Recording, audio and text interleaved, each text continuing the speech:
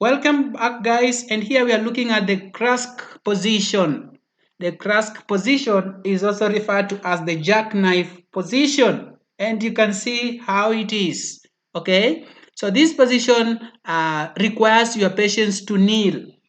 Okay, since they will need to kneel for an extended time period, ensure that your patient has adequate padding to prevent discomfort. Okay, you can be able to see the padding.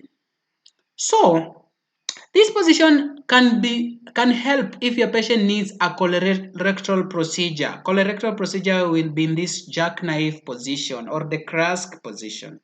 It's important to keep this position and so that it can have cardiovascular effects and can decrease venous return to the heart. You can be able to appreciate that angle. So there will be decreased venous return to the heart. Okay.